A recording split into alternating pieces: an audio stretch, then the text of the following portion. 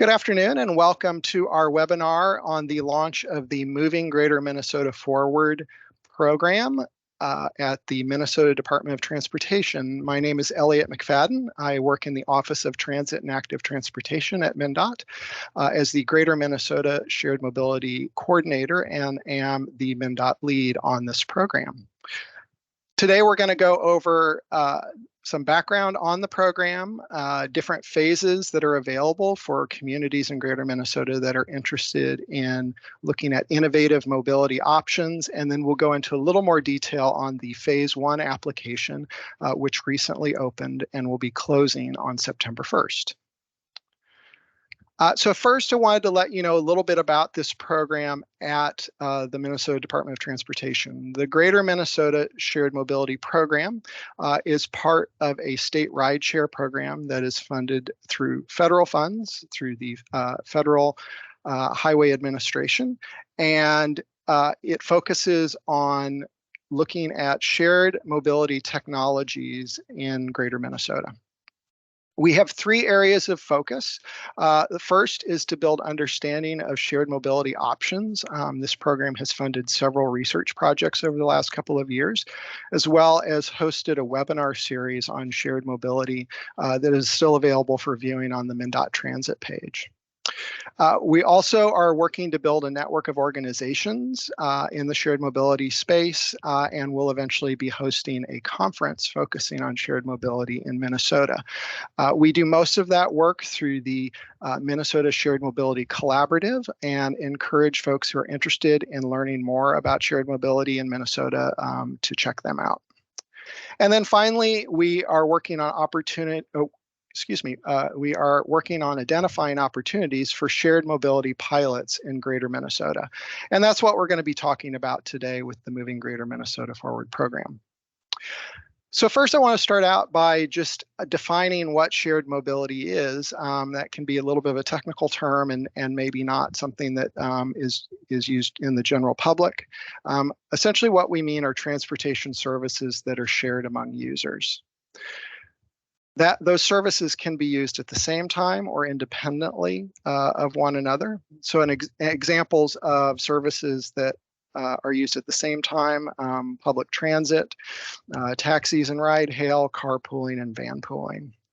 Examples of independently used shared mobility services include short-term car sharing, bike sharing, scooter sharing, and in some cases, delivery options.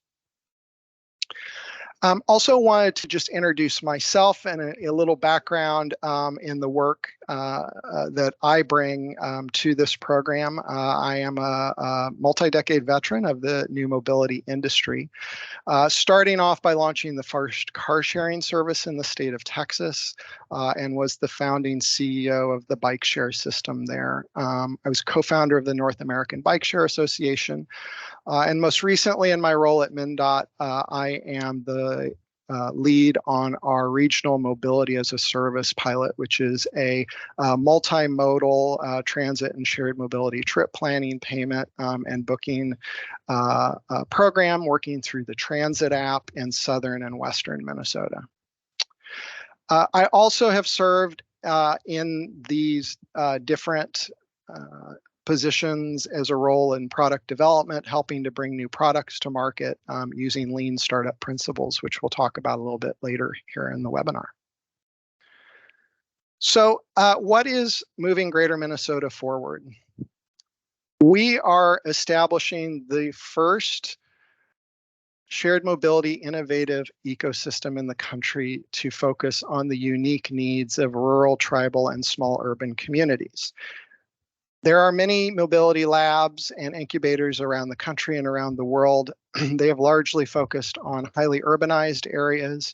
And we know that while some of those technologies and services can be applicable in smaller communities, they don't always scale down, and there are unique needs such as distance and between travel points, as well as density, population density that can make a program that can work in a highly urbanized area challenging in these other communities. But our challenge is that we also want to create a system to help identify, support, and fund innovative programs in Minnesota with creating a system that gives us the highest potential for long-term success for these programs that we're supporting. So over the last year and a half, we've been looking at other innovative mobility models around the country and around the world, and trying to understand what works and what doesn't. What we found is a lot of focus and great work being done on the pilot stage, and really a need for more support in programming pre-pilot to help develop ideas and get them ready for funding, as well as thinking beyond pilots and what comes next. So the model for moving Greater Minnesota forward will operate in 3 phases. Phase 1 is idea development. Phase 2 is real-world testing. And phase 3 is scaling success. And we're aiming to bring an all-sector approach of collaboration, technical support, and financial support to projects to create a roadmap that can help folks who have ideas to improve mobility in Greater Minnesota a clear vision of how they can get from idea to building a project. The first phase, idea development, is starting this fall with the establishment of lean startup cohorts in a lean startup incubator that is being established. We'll be rolling every 6 months opportunities for projects and people who have ideas for programs to apply. I'm going to go into a little more detail on what's involved in that, but anyone essentially with an idea for an improvement in Greater Minnesota is eligible to apply for this program. And the goal is to take something that is as small as a back of the napkin idea to a fully fleshed out concept that can go after funding in a second phase. Phase 2 is the establishment of funding for shared mobility pilots to get real-world data on how these projects work in Greater Minnesota.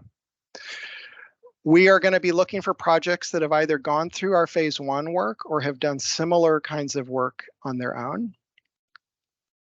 And this program will look to specifically partner with Greater Minnesota communities as the anchor partner for projects to either produce pilots internally themselves or with private sector partners. We will be doing an annual call for projects starting this coming January with a $500,000 fund for projects. And funding may also be used as a leverage to go after other funding sources. We know there are many opportunities with the federal bipartisan infrastructure bill to fund many innovative mobility projects. And so projects that go through phase 1 and move to phase 2 may be candidates to go after federal funding, as well as philanthropic grants, private investment, or local communities can also bring matching funds to the table.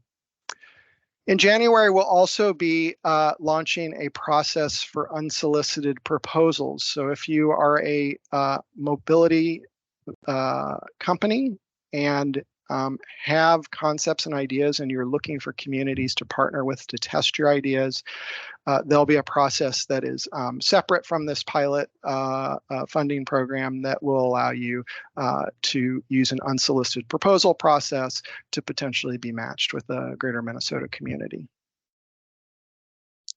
At the third phase, scaling, looking beyond pilots, we also are establishing programming around helping connect successful pilots with additional funds so they can scale for long-term growth and become permanent parts of communities' landscape. There are 3 potential avenues for funding here, which will be dependent on projects and how they develop. The first may be spinoff for private investment. We will be doing analysis with our partners to look at commercialization opportunities, and we have partners within Minnesota Employment and Economic Development Department through their Launch Minnesota program that helps connect entrepreneurs with angel and venture capital investment. We'll also be looking at opportunities where there may be existing or new programs that are looking for services that have been developed through Moving Greater Minnesota Forward to encourage those programs to go after direct procurement opportunities. And finally, for projects that maybe need to continue to leverage different funding sources like public, private, and philanthropic dollars, we will look to the establish of public-private partnership entities to continue to leverage those dollars. So in summary, we can see the three phases here and kind of when those things roll out. Just to give you an idea, phase one, really anybody on this call that has a connection to Minnesota, which we'll talk about in a little more detail here in a second, can be a part of that. Phase two, looking for local governmental or public transit agencies to potentially partner with private partners to do those real world tests. And phase three is similar groups that are successful coming out of phase two, thinking about how we scale and continue to grow success. So with that, I'm going to stop for just a moment. We're going to go into a little more detail on phase one and the application process for that. My colleague at MnDOT, Faye Simmer, is on the line and is monitoring the chat, and we'll check in with Faye and see if there are any questions or anything pressing that we should answer before the end of the webinar. Thanks, Elliot. I have not seen anything question-wise come through the chat yet. Okay, excellent. Well, we will move forward then. So phase one, idea development, as I mentioned, starts now. And the framework for this is a process called Lean Startup, which came out of the tech industry in the last 20 years as a process for idea and product development that allows you to do a lot of work and testing early on to optimize success and to be able to really see where a product can go with very minimal resources. So the framework of this at its most basic level is problem solution focused. So this is not about technology for technology's sake, but what is your idea trying to solve? What problem is it trying to solve? And is it a problem worth solving? It's also human-centered. It involves the end user or customer of your service or product as early as possible and as much as possible to get feedback and better understand what the need is and how the solution can be customized to that. It's resource light. You spend much time early on working through that process with the customer and user to really refine an idea before you put funding into actually building the concept. And you try to start with what is called an MVP, which is a minimum viable product. So that's a facsimile of your vision for your final product that gets as close to that reality and allows customers and end users to interact with it and give you more feedback. It's also built on the scientific method and is metric focused. So you set out with a certain goal you're trying to meet before you're going to invest and move on to build. And you build metrics around that to help you understand when you've gotten to that point. And you only scale and build the full product once your idea has met or exceeded these results. So in the meantime, you further refine with your end users or pivot to another idea if you get to a point where you can't continue to refine any further. And so it builds this virtuous cycle of building, putting out to your customer or end user, and then learning from that and further refining. And in the end, we end up with a project that saves time and money, reduces the overall risk, and it makes a better product. So in phase one, we are partnering with a Minnesota company called ILT Studios that runs ILT Academy. And they have been a leader in helping to train and support entrepreneurs and small business owners in Minnesota to work through the lean startup process and hopefully get to the point of getting projects funded. This course is a 10-week course online, and it also includes coaching in lean startup principles, as well as opportunities to work with cohorts, participants within the cohort to get feedback and understand how your project is proceeding. The cohorts will meet once a week, and then there'll be time outside of those classes to further develop your idea with a pitch session at the end of the course to help you further refine going after additional funding. In addition, there'll be 6 months of post-course support from ILT Studios. So if you're needing additional help, that resource is there. And the course itself, for those who get accepted, is free of charge. And we also have a limited number of $4,000 stipends for up to 6 project teams selected in the up to 12 projects that will be allowed in each cohort.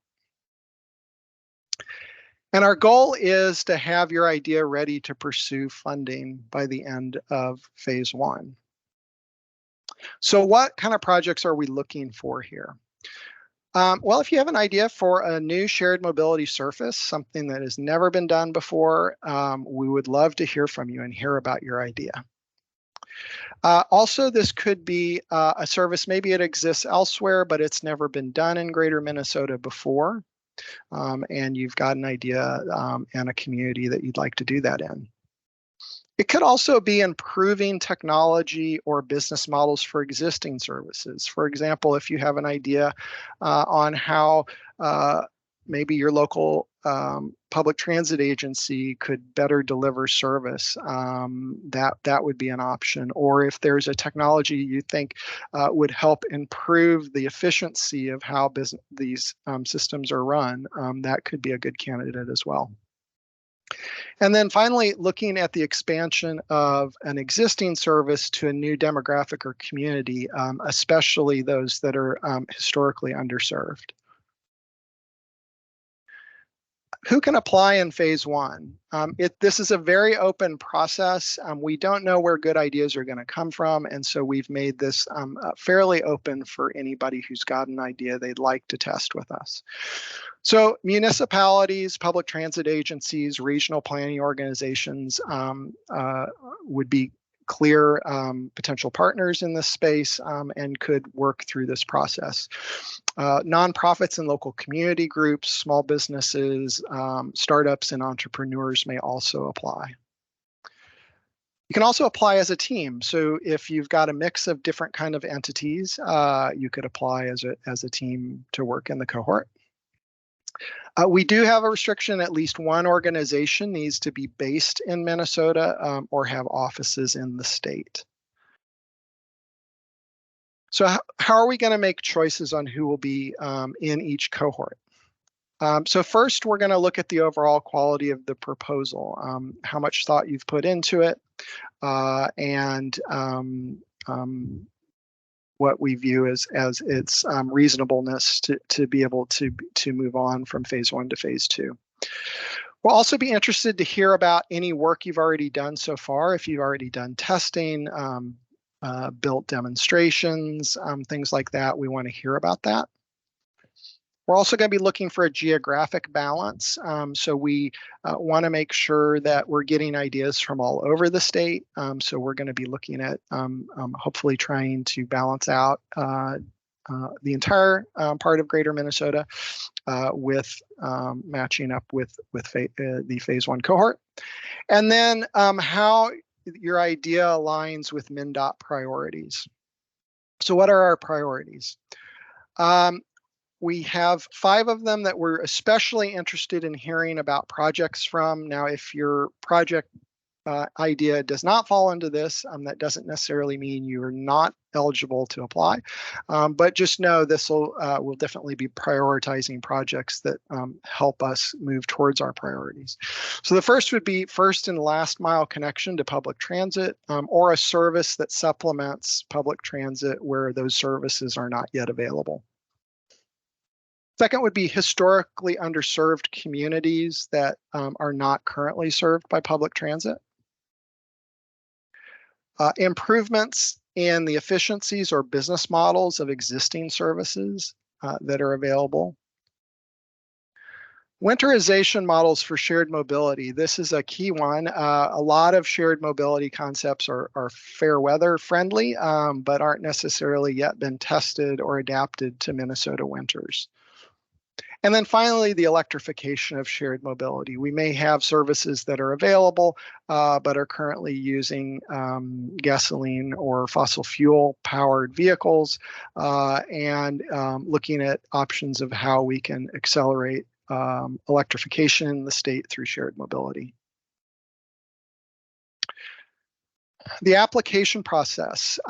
So our phase 1 application, which is available on the MnDOT Transit page, is a fairly simple application. We are going to ask for just a few pieces of information. The first being a narrative of what you're proposing. And some things to keep in mind that we'd like to see are first, just a summary of the idea you're proposing, where you would like to test it. Who do you think is the customer or the end user for what you're trying to build? And what's the problem that that customer or end user has that you're trying to solve with this idea? We also want to hear about any work that you've done to date and any partners that you're already working with. There'll be an option there to indicate if you do need a stipend to request that. And then if you have any images, research, or other documentations that you've already created that help us understand your idea better, there's an option to include files with that. I will add the caveat that we request that you not include anything proprietary or protected intellectual property in your application, as we cannot protect those your rights to those if you put it in through our public website. So I'll finally go over schedule and then see if we have any questions. So we opened up our phase 1 enrollment last week. We have a free workshop that ILT Studios is doing. In our initial announcement, it was announced to be an in-person workshop in Minneapolis. We have moved that to a virtual workshop, so anybody from around the state can attend. That is going to be on August 22nd, and it's a couple-hour workshop that gives you a sample of what the full cohort will be like, so you get a little better idea of what you're getting into. That is open and free to anyone who is interested in attending. You'll just need to register, and we'll put links here in the chat here at the end so you can see where to do that. Our phase 1 applications will be due on September 1st. And then we'll have a pretty quick turnaround to let those who have been selected know they have been selected by September 11th. And September 20th will be the start of the phase 1 cohort. So that'll be the kickoff first meeting of the first phase 1 cohort. As I mentioned, this is a rolling process. So those who either missed the deadline or weren't selected in the initial cohort can apply for phase 2, which we expect to open up in October. I'm sorry, not phase 2, the second phase 1 cohort.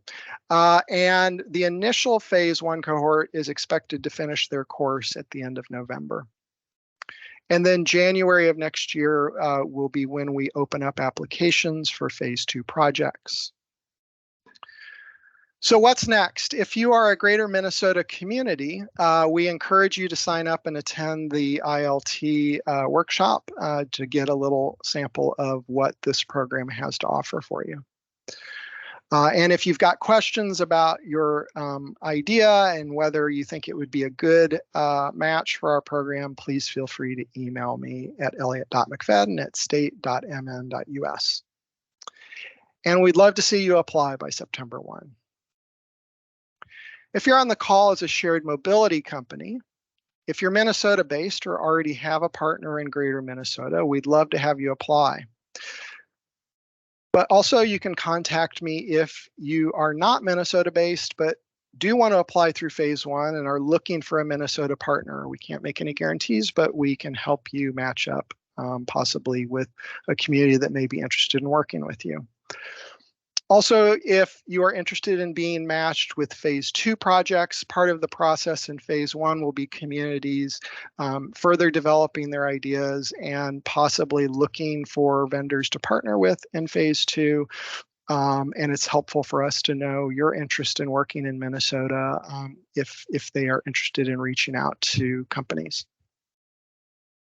And then look for our phase 2 application process as well as our unsolicited proposal process on the MnDOT Transit page in January. And with that, we will wrap up the presentation part of the webinar and check back in to see if we have any questions.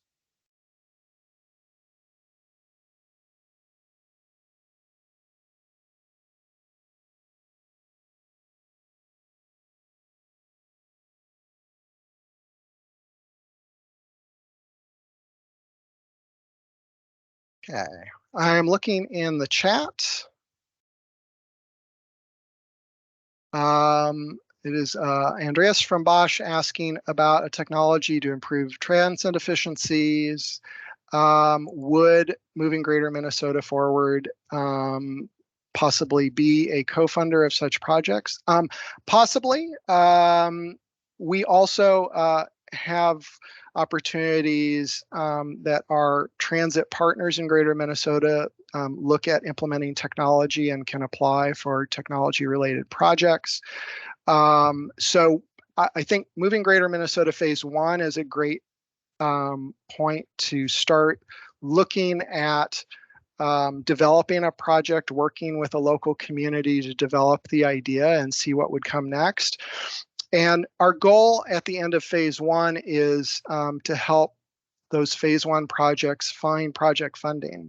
That may be our phase 2 funding. It may not be. It may be helping to apply for federal grants. It may be helping to connect with philanthropic organizations, or there may be another program at MnDOT or in another agency that would be a good candidate. So I do encourage projects that aren't sure about where they would get their actual funding to explore phase 1 and think about that, because part of that process is working with those projects to help identify how they get to phase 2. There's a question about the recording. Yes, we will make the recording and the PowerPoint available after the meeting.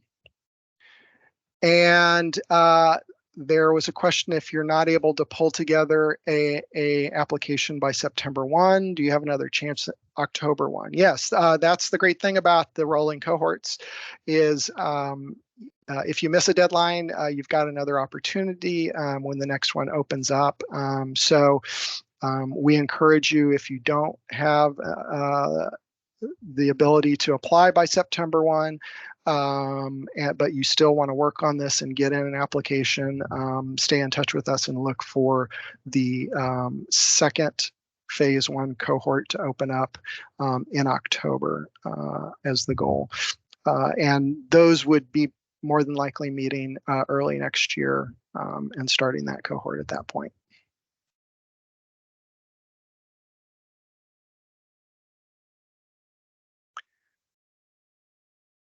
So I'm going to wait just a minute more to see if we've got any other questions. I will, while we are doing this, I will go ahead and put also in the chat the link to our application page. There you will find essentially all the information I presented today, as well as some other resources, a link to the application itself. It is fairly straightforward application, we think, and not too onerous for folks to fill out. That's also where we will post the recording of the webinar today, and you will also find a link there to the workshop being held on the 22nd that you can register for.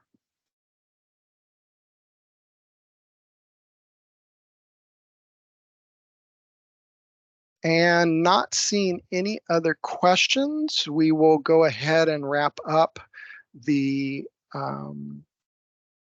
webinar for today. Appreciate you here. Oh, we've got one more question. If a partner is currently working through a pilot program, would they be eligible for phase 2 without completing phase 1? Yes. Phase 2, we see phase 1 as an opportunity to prepare projects for phase 1 and provide that support. But going through our MnDOT phase 1 program is not a requirement for a project to go after phase 2 funding. We want to see work similar to what will be done in our phase 1 work done. And we'll have more details on that when we post the application in January. But we want you to see that you've done preparatory work, you've done some market analysis, you've looked at what the need in a community is and how your proposal is solving that need. So those kind of things we're going to want to see on your application. But phase 2, there will not be a requirement to have gone through the MnDOT programming for that.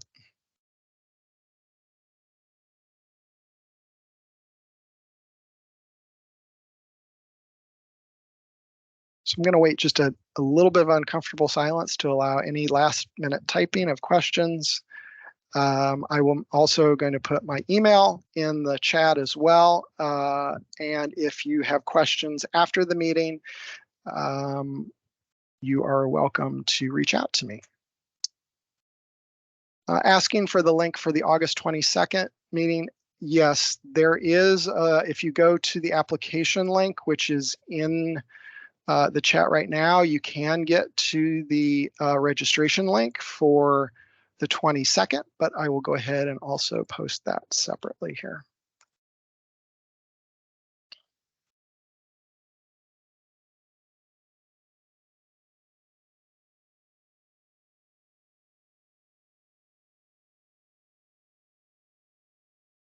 Okay, well, if there aren't any other questions, we will go ahead and wrap up today. Looking forward to hearing from you and getting to see all the projects that come in. And again, if you have questions or wanting to know more about the program, do feel free to reach out to me and I'll be happy to respond.